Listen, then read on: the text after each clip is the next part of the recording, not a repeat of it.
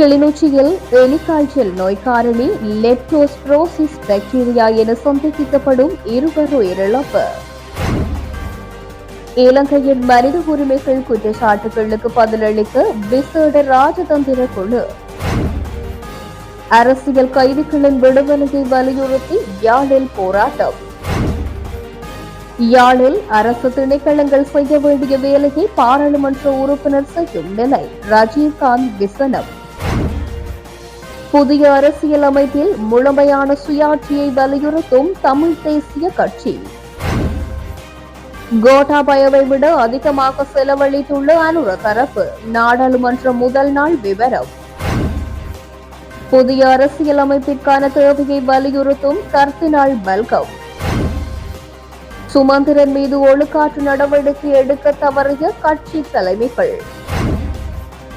சர்ச்சைக்குரிய வழக்குகள் தொடர்பாக ஜனாதிபதிக்கும் சட்டமா அதிபருக்கும் இடையில் கலந்துரையாடல். அரிசி விவகாரம். வடமாகாணத்தில் 774 சுற்றி வளைப்புகள். இந்தியாவிடம் செல்லும் இலங்கையின் முக்கிய தரப்பு. பேராபத்து குறித்த எச்சரிக்கை. தொடர்பது விரிவான செய்திகள். கிளிநொச்சியில் எலிக்காய்ச்சல் நோய் காரணி பாக்டீரியா என சந்தேகிக்கப்படும் இருவர் உயிரிழந்துள்ளதாக கிளிநொச்சி பிராந்திய சுகாதார சேவைகள் பணிப்பாளர் வைத்தியர் வினோதன் தெரிவித்துள்ளார். இன்றைய தினம் கிளிநொச்சியில் நடாத்திய ஊடக சந்திப்பிலேயே குறித்த விடயத்தை தெரிவித்தார். கிளிநொச்சியின் முழங்காவில் மற்றும் கண்டாவளை பகுதிகளில் குறித்த இருவரும் உயிரிழந்துள்ளனர். எலிக்காய்ச்சல் நோய் காரணி லெப்டோஸ்பிரோசிஸ் பாக்டீரியாவாக இருக்கலாம் என சந்தேகிக்கப்படுவதாகவும் தெரிவித்தார். எனவே மக்கள் காய்ச்சல் ஏற்பட்டால் மற்றும் தசைநோ, கண் சிவத்தல், சுவாச பிரச்சினைகள் போன்றவை காணப்பட்டாலும் உடனடியாக வைத்திய பரிசோதனை செய்து கொள்ளுமாறு கேட்டுக்கொண்டார்.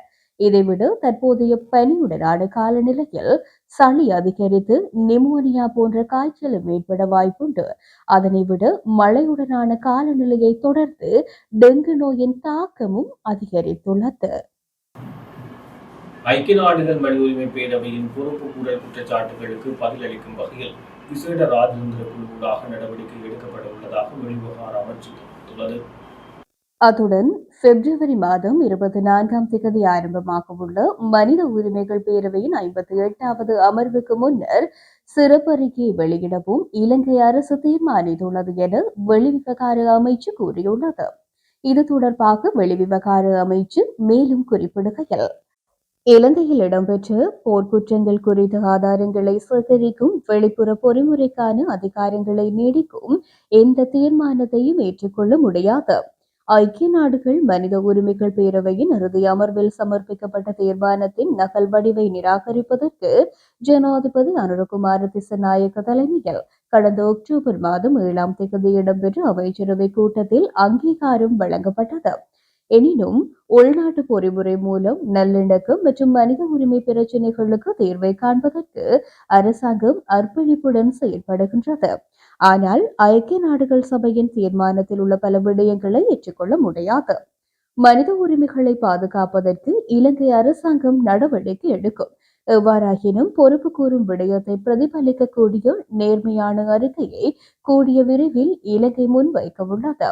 இந்த அறிக்கையானது ஜெனீவாவுக்கு பதிலளிப்பதாக அல்லாது எமது அரசின் நிலைப்பாட்டை சர்வதேசத்துக்கு வெளிப்படுத்துவதாகவே இருக்கும். குறிப்பாக தமிழ் மக்களின் பிரச்சினைகள் குறித்து அரசின் வெளிப்படைத்தன்மையை பிரதிபலிக்கும் வகையிலேயே எமது சிறப்பு அறிக்கை அமையும். இதற்காக இலங்கையின் விசேட ராஜதந்திர குழு செயற்படும் என வெளிவிவகார அமைச்சு தெரிவித்துள்ளது. அரசியல் கைதிகளின் விடுதலையை வலியுறுத்தி போராளிகள் நலன்புரி சங்கத்தால் முன்னெடுக்கப்படும் கையெழுத்து போராட்டம் இன்று யாழ்ப்பாணம் வடத்தறி பகுதியில் முன்னெடுக்கப்பட்டது. அதுடன் யாழ்ப்பாணம் பல்கலைக்கழகத்திலும் முன்னெடுக்கப்பட்டது. வடமாகாணத்தில் வவுனியா, மன்னார், முல்லைத்தீவு, கிளிநொச்சி ஆகிய இடங்களில் 6 நாட்கள் இப்போராட்டம் முன்னெடுக்கப்பட்டது. 7வது நாளாக இன்றைய தினம் யாழ் மாவட்டத்தில் இன்று ஆரம்பித்து வைக்கப்பட்டுள்ளது.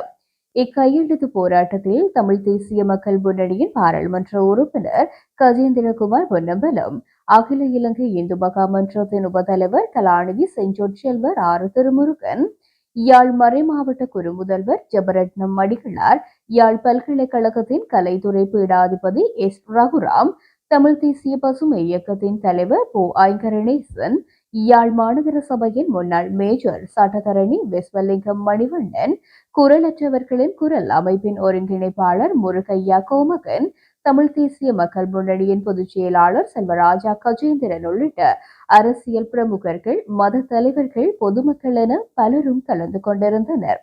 இதேவேளை நீண்ட காலமாக விசாரணையின் பேரில் இலங்கையில் சிறைகளில் தமிழ் போர்க்கைதிகளை விடுதலை செய்ய கோரி வடக்கு கிழக்கு தமிழில் முன்னெடுக்கப்படும் கையெழுத்து போராட்டத்துக்கு வலு சேர்க்கும் வகையில் யாழ்ப்பாண பல்கலைக்கழக மாணவர் ஒன்றியத்தின் ஒருங்கிணைப்பில் இன்றைய தினம் யாழ் பல்கலைக்கழகம் ஒன்றில் கையெழுத்து போராட்டம் முன்னெடுக்கப்பட்டது.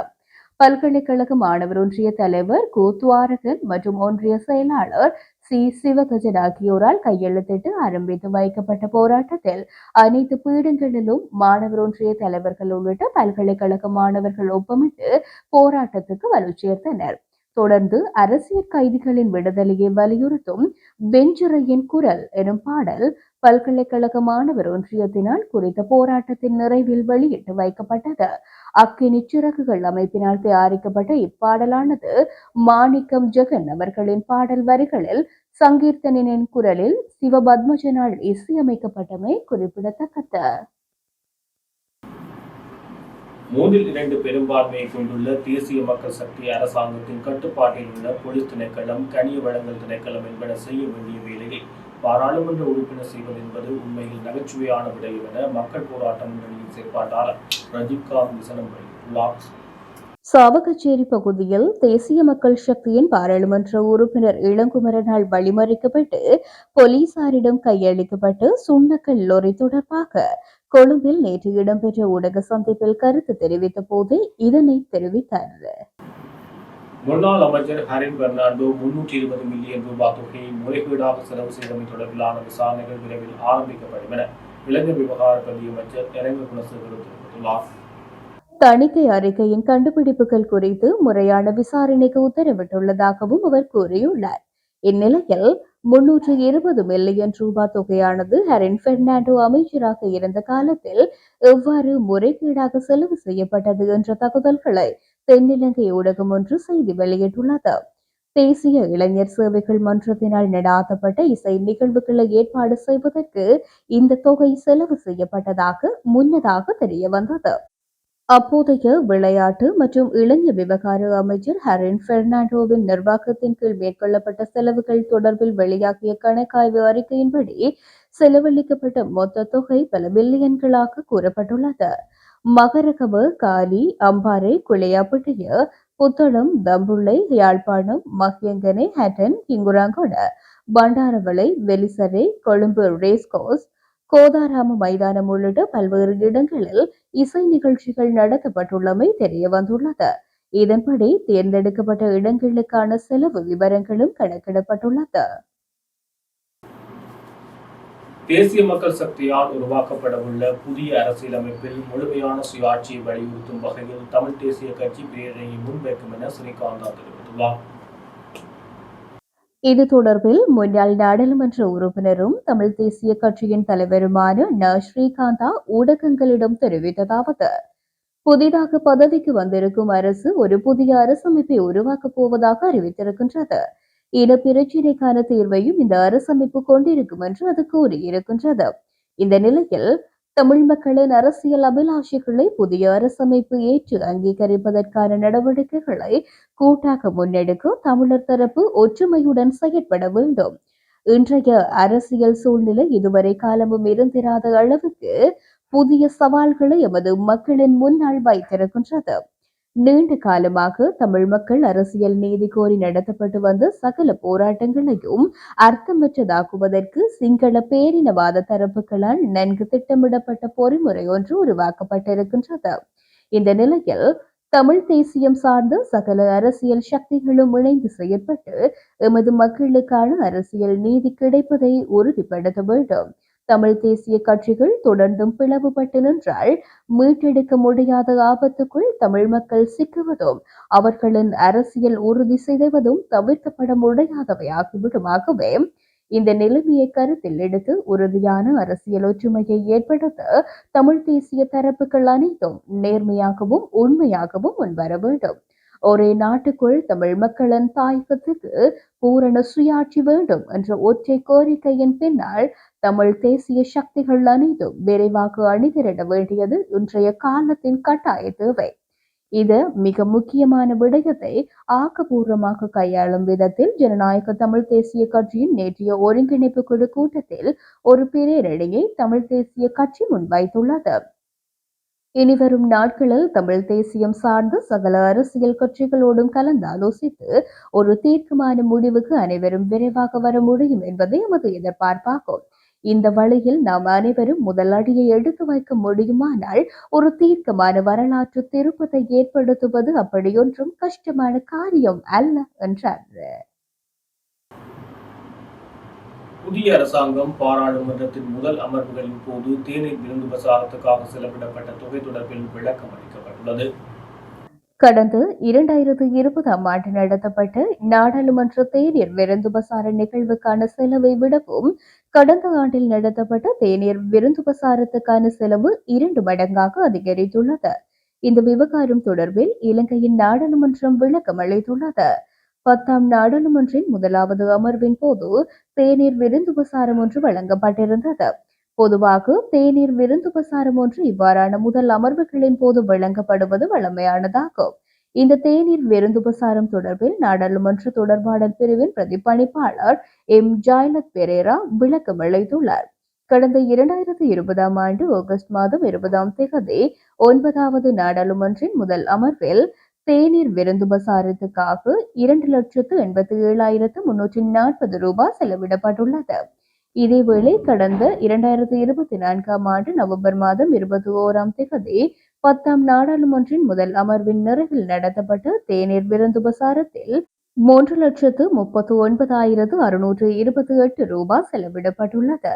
2020 மற்றும் 2024ஆம் ஆண்டுகளில் தேநீர் விருந்து பிரசாரத்துக்கான செலவு அதிகரிப்பானது சந்தை விலை மாற்றத்தை அடிப்படையாக கொண்டது என நாடாளுமன்றம் சுட்டிக்காட்டியுள்ளது. பணவீக்கம் மற்றும் பொருளாதார சவால்கள் காரணமாக இந்த மாற்றம் ஏற்பட்டுள்ளது. பணவீக்கம், பொருளாதார நிலைமைகள் காரணமாக பொருட்களின் விலைகள் கணிசமாக அதிகரித்துள்ளது. இதனால் 2020ஆம் ஆண்டிற்கும் 2024ஆம் ஆண்டிற்கும் இடையில் செலவுகள் 100% அதிகரித்துள்ளது என தெரிவிக்கப்படுகின்றது. இதேவேளை நாடாளுமன்ற உறுப்பினர்கள், அரசு அதிகாரிகள், விருந்தினர்கள், நாடாளுமன்ற பணியாளர்கள் உள்ளிட்டவர்களுக்காக இந்த விருந்து பிரசாரத்தின் போது செலவிடப்பட்டதாக அறிவிக்கப்பட்டுள்ளது. ஜனநாயக ஆட்சிக்கு புதிய அரசியலமைப்பின் தேவை எழுந்துள்ளதாக கொழும்பு பேராயர் கர்தினால் மெல்கம் ரஞ்சித் ஆண்டகை தெரிவித்துள்ளார். சபாநாயகர் யகத் விக்ரமரத்னவுக்கும் கொழும்பு பேராயருக்கும் இடையில் நேற்றைய தினம் பிற்பகல் இடம்பெற்ற சந்திப்புக்கு பின்னர் ஊடகங்களுக்கு கருத்து தெரிவித்த போது மேற்கண்டவாறு குறிப்பிட்டுள்ளார். ஜனநாயகத்திற்கு எதிரான ஊழல் மோசடிகளை விசாரணை செய்வதற்கான வலுவான பொறிமுறையை உருவாக்குவதற்கு புதிய அரசியலமைப்பு அவசியம் என சுட்டிக்காட்டியுள்ளார். உயிர்த்த ஞாயிறு தாக்குதலின் பின்னணியில் உள்ள உண்மையான தகவல்களை வெளியிடுவது மிகவும் முக்கியம்.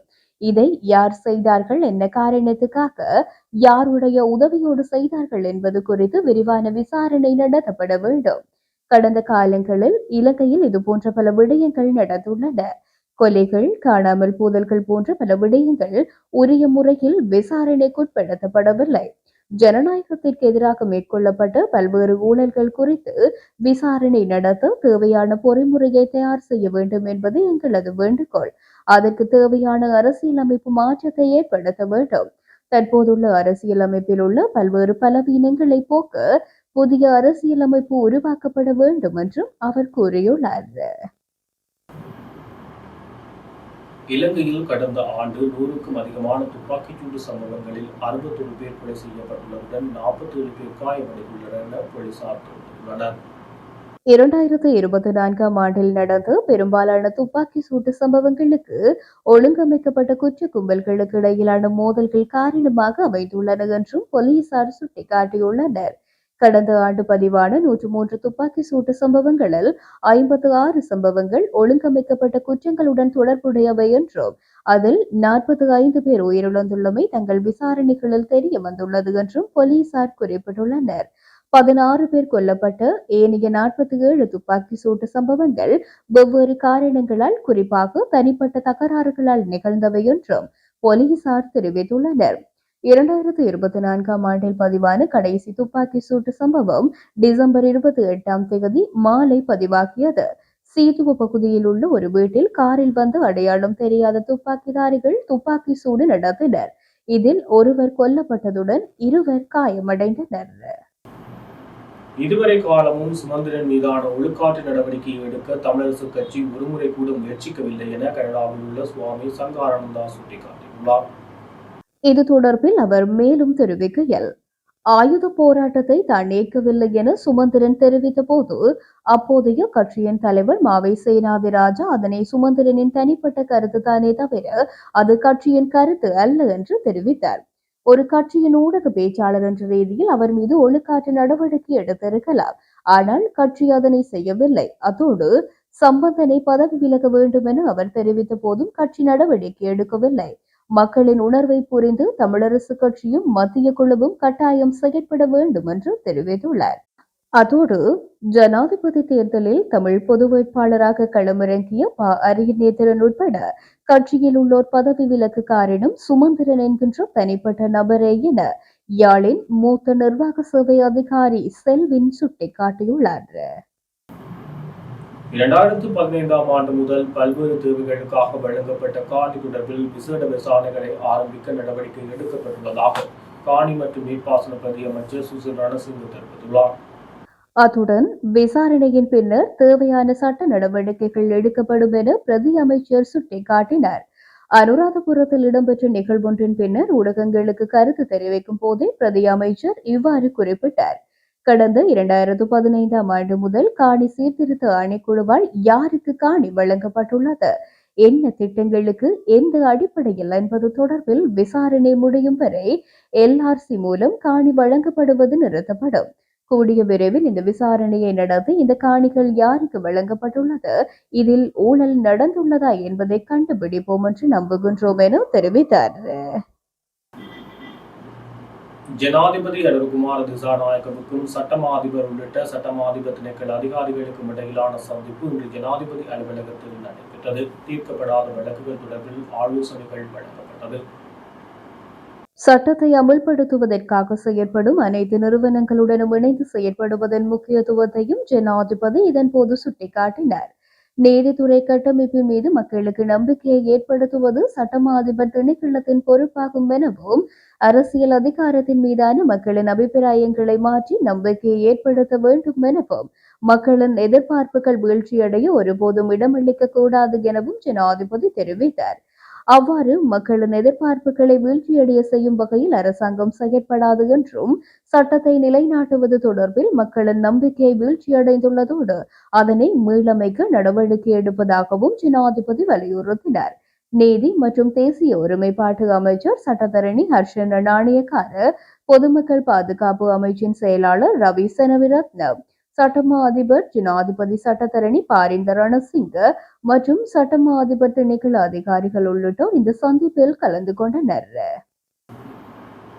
அரசு விவகாரம் தொடர்பில் வட மாகாணத்தில் 774 விசேட சுற்றி வளைப்புகள் மேற்கொள்ளப்பட்டுள்ளதாக பாவனையாளர் அலுவல்கள் அதிகார சபையின் வடமாகாண உதவி பணிப்பாளர் அப்துல் லத்தீப் ஜக்பார் சாதிக் தெரிவித்துள்ளார். அரசு விற்பனை தொடர்பில் கேட்டபோது அவர் இவ்வாறு தெரிவித்தார். அவர் மேலும் தெரிவிக்கையில், அரிசி விலை மற்றும் பதுக்கல் தொடர்பில் கவனம் செலுத்தி 2024ஆம் ஆண்டு அரிசி விற்பனை தொடர்பான வடமாகாணத்தில் 774 விசேட சுற்றி வளைப்புகள் மேற்கொள்ளப்பட்டுள்ளது. அத்துடன் வவுனியா மாவட்டத்தில் அரிசி தொடர்பில் 126 விசேட சுற்றி வளைப்புகளும் மேற்கொள்ளப்பட்டுள்ளது. எனினும் வடமாகாணத்தில் பெரிய அளவிலான பதுக்கல்கள் எதுவும் இடம்பெறவில்லை என்று தெரிவித்துள்ளார். முல்லைத்தீவு கடலில் தத்தளித்துக் கொண்டிருந்த போது போரினால் பாதிக்கப்பட்ட மீனவர்களால் மீட்கப்பட்டு அரசாங்கத்திடம் ஒப்படைக்கப்பட்ட நிலையில் தற்போது முல்லைத்தீவு விமானப்படை தளத்தில் தடுத்து வைக்கப்பட்டுள்ள ரோஹிங்யா அகதிகள் குழுவை மீண்டும் மியான்மருக்கு நாடு கடத்த வேண்டாம் என எதிர்க்கட்சி பாராளுமன்ற உறுப்பினர் ஜனாதிபதியிடம் கோரிக்கை விடுத்துள்ளார். விமானப்படை தளத்தில் தடுத்து வைக்கப்பட்டுள்ள ரோஹிங்கியா அகதிகளை மீண்டும் மியான்மருக்கு நாடு கடத்த அரசாங்கம் எடுத்த தீர்மானம் தமக்கு பெரும் அதிர்ச்சியை ஏற்படுத்தியுள்ளதாக ஜனாதிபதி அனுரகுமார திசுநாயக்கவுக்கு கடிதம் ஒன்றை அனுப்பியுள்ள ஐக்கிய மக்கள் சக்தியின் நாடாளுமன்ற உறுப்பினர் முஜிபுர் ரஹ்மான் தெரிவித்துள்ளார். போர் அச்சத்தால் உயிரை காப்பாற்றிக் கொள்ள ஓடிக்கொண்டிருக்கும் இந்த 103 ஆதரவற்ற மக்களில் 40ற்கும் மேற்பட்ட குழந்தைகள் காணப்படுவதாக இலங்கை மனித உரிமைகள் ஆணைக்குழு அறிவித்துள்ளது. பாதுகாப்பான நாட்டில் அரசியல் தஞ்சம் பெறுவது அவர்களின் நம்பிக்கையாகும். அவர்களை மியன்மாருக்கே திருப்பி அனுப்புவதே அரசின் திட்டம் என பொது பாதுகாப்பு மற்றும் நாடாளுமன்ற விவகார அமைச்சர் ஆனந்த விஜயபால ஊடகங்களுக்கு தெரிவித்துள்ளார். ரோஹிங்கியாக்களின் பெயர் விவரங்கள் அடங்கிய பட்டியல் அந்நாட்டு அரசாங்கத்திடம் வழங்கப்பட்டுள்ளதாகவும் அமைச்சர் தெரிவித்துள்ளார்.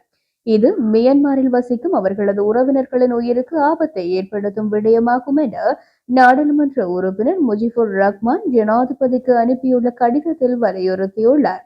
இது இந்த மக்களின் உயிருக்கு மாத்திரமல்ல, மியன்மாரில் வாழும் அவர்களது உறவினர்கள் மற்றும் நண்பர்களின் உயிருக்கும் ஆபத்தை விளைவிக்கும் என்பது எங்கள் உறுதியான நம்பிக்கை. மேலும் அவர்களை மியன்மாருக்கு அனுப்புவது குறிப்பிட்ட நாட்டில் ஆபத்தில் இருக்கும் மக்களை விருப்பமின்றி திருப்பி அனுப்புவதை தடுக்கும் சர்வதேச சட்ட கோட்பாட்டை மீறும் செயலாகும் என எதிர்க்கட்சி உறுப்பினர் ஜனாதிபதிக்கு அறிவித்துள்ளார். தற்போதைய ஜனாதிபதியின் ஆட்சிக் காலத்தில் நாட்டிற்குள் பிரவேசித்த முதலாவது அகதிகள் குழுவை வலிந்து வெளியேற்றுவது யமனின் வாய்க்கு அனுப்புவது போன்றது என சுட்டிக்காட்டிய எதிர்க்கட்சி உறுப்பினர் உலக நாடுகளுக்கு முன்பாக நாட்டின் நற்பெயருக்கு ஏற்படக்கூடிய கதி குறித்தும் எச்சரித்துள்ளார். உங்கள் ஆட்சியின் போது நாட்டிற்குள் நுழைந்த முதல் அகதிகள் குழுவை அவர்கள் வந்த நாட்டின் யமனின் வாய்க்கு அனுப்புவது உலக நாடுகளுக்கு முன் நாட்டிற்கு ஒரு கரையாக மாறும். எனவே இலங்கையில் தடுத்து வைக்கப்பட்டுள்ள ரோஹிங்கியாக்களை பாதுகாப்பிற்கு உத்தரவாதம் அளிக்கக்கூடிய வேறு நாட்டிற்கு அனுப்பப்படும் வரையில் அவர்களை மியான்மருக்கு அனுப்பாமல் அவர்களின் நலனையும் மனித உரிமைகளையும் பாதுகாத்து ஆதரவற்றவர்களுக்கு அடைக்கலம் வழங்கும் இலங்கையின் விருந்தோம்பலின் அதிசயத்தை உலகிற்கு எடுத்து காட்டுவதற்கான வாய்ப்பாக இதனை பயன்படுத்திக் கொள்ளுமாறு எதிர்க்கட்சி நாடாளுமன்ற உறுப்பினர் ஜனாதிபதியிடம் கோரியுள்ளார். அந்த நல்ல செயலுக்கு ஐக்கிய நாடுகள் சபை உள்ளிட்ட அமைப்புகள் மாத்திரமன்றி எதிர்க்கட்சிகளின் ஆதரவும் ஜனாதிபதி அனுரகுமார திசுநாயக்கவுக்கு கிடைக்கும். ஐக்கிய மக்கள் சக்தியின் நாடாளுமன்ற உறுப்பினர் முஜிபுர் ரஹ்மான் இவ்வாறாக தன்னுடைய கடிதத்தில் நம்பிக்கை வெளியிட்டுள்ளார். இலங்கை பிரஜைகளுக்கான டிஜிட்டல் அடையாள அட்டைகளை வழங்குவதை இந்திய நிறுவனத்திடம் ஒப்படைக்கும் அரசாங்கத்தின் முடிவு தொடர்பில் மக்கள் போராட்ட முன்னணி எச்சரிக்கை விடுத்துள்ளது. குறித்த எச்சரிக்கையானது மக்கள் போராட்ட முன்னணியால் வெளிவிவகார அமைச்சர் விஜித ஹேரத்துக்கு அனுப்பப்பட்டுள்ள கடிதத்தில் விடுக்கப்பட்டுள்ளது. அமைச்சருக்கு அனுப்பப்பட்ட கடிதத்தில் தற்போதைய ஜனாதிபதியின் இந்திய அரசு பயணத்தின் போது செய்து கொள்ளப்பட்ட உடன்படிக்கைகளின் பிரகாரம் இலங்கை பிரஜைகளுக்கு டிஜிட்டல் அடையாள அட்டை வழங்கும் அதிகாரம் இந்திய நிறுவனத்திடம் ஒப்படைக்கப்படும் என அமைச்சர் விஜித ஹேரத் தெரிவித்துள்ளமை சுட்டிக்காட்டப்பட்டுள்ளது.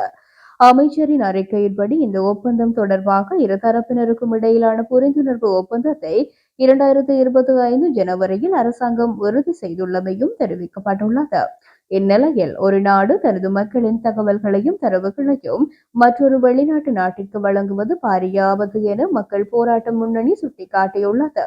இதேவேளை ஒரு தேசம் தனது மக்களின் தகவல்களை வேறொரு நாட்டிலிருந்து பெறுவதன் மூலம் கூட அடிபணிய வைக்க முடியும் என்றும் அந்த மூலோபாய தலையீட்டை இந்தியா இன்று இலங்கையில் செய்து வருகின்றதாகவும் முன்னணி கூறியுள்ளது. இவ்வாறானதொரு பின்னணியில் இலங்கை மக்களின் பொது பாதுகாப்பு பெரும் ஆபத்தில் உள்ளதாகவும் ஒரு இந்திய நிறுவனத்துக்கு டிஜிட்டல் அடையாள அட்டைகளை வழங்க அனுமதித்தமையை மறு ஆய்வு செய்வது மிகவும் அவசியம் எனவும் மக்கள் போராட்ட முன்னணி வலியுறுத்தியுள்ளது. இத்துடன் ஜெஃப்னா கேலரியின் இரவு நேர பிரதான செய்திகள் நிறைவு பெறுகின்றது. மேலும் செய்திகளை அறிந்து கொள்ள நமது இணையதள பக்கமான www.jeffnagallery.lk என்ற இணையதளத்துடன் இணைந்திருங்கள்.